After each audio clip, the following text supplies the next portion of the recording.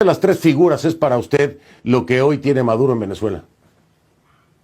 Habría que preguntarle eso más bien a los venezolanos. Yo prefiero enfocarme en lo que ocurre hoy día en el Ecuador, donde sí puedo decir que estamos viviendo en una dictadura. No se lo voy a preguntar a los, no se lo voy a preguntar a los venezolanos, se lo pregunto a quien pretende ser la presidenta de un país, porque el riesgo de que no se pueda fijar una postura ante la situación venezolana habla muy mal de cualquiera que se denomine demócrata.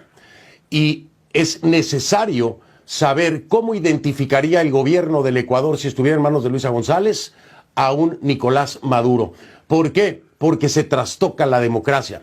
Porque si no se fija postura, se está protegiendo y defendiendo y siendo cómplice de lo que a todas luces no es una democracia. Luisa González, ¿cómo reconocería usted al gobierno de Maduro de ser presidenta y cuál es la postura del Ecuador ante Nicolás Maduro?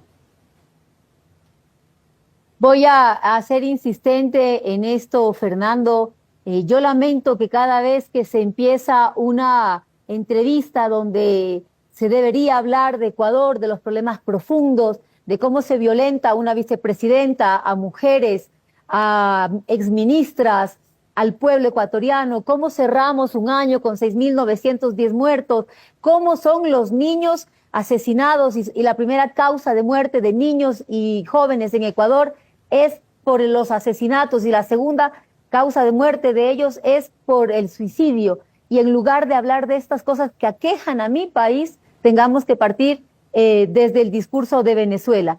Venezuela, pues sabrá cómo lleva su vida, su democracia, con el resto de la comunidad internacional, tanto con Venezuela como con los demás países. Yo me enfocaré en aquellos puntos en los que podamos coincidir y en los que no, pues no soy yo quien debe tomar parte, ¿no? Son ellos los que sabrán cómo manejan a la interna sus procesos democráticos o no, y será el pueblo cómo les respalda o les quita el respaldo a sus dirigentes, a sus presidentes, a sus autoridades.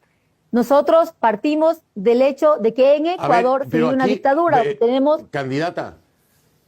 Candidata, yo lamento más que se pierda el tiempo de no hablar de Ecuador cuando lo que está en juego aquí es precisamente una democracia.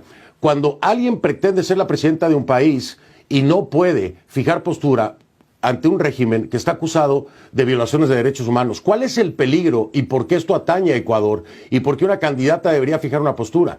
Porque si usted solapa este tipo de comportamiento, si usted solapa unas elecciones cuestionadas, si usted solapa y no fija postura ante violaciones de derechos humanos, ¿qué pueden esperar los ecuatorianos de su mandato?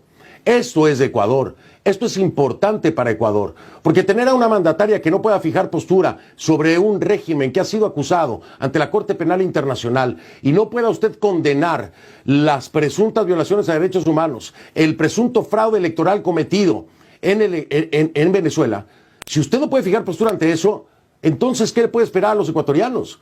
Que usted adopte las mismas figuras porque para usted no representan una violación a todas luces de la democracia, siendo una demócrata, de la protección de los derechos humanos, siendo una candidata a la presidencia.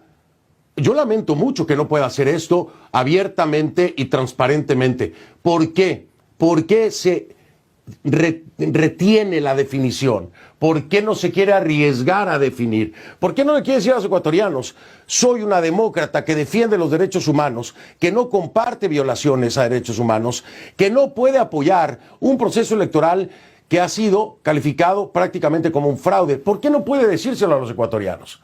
¿Por qué tiene que esconder una real definición de demócrata que no puede apoyar un proceso electoral que ha sido calificado prácticamente como un fraude? ¿Por qué no puede decírselo a los ecuatorianos? ¿Por qué tiene que esconder una real definición de demócrata pivoteando hacia un tema que dice no le atañe al Ecuador? Claro que le atañe, porque usted sería entonces la mandataria que no le importaría lo que ocurre y los derechos que se violan en la región. Eso es lo lamentable, candidato.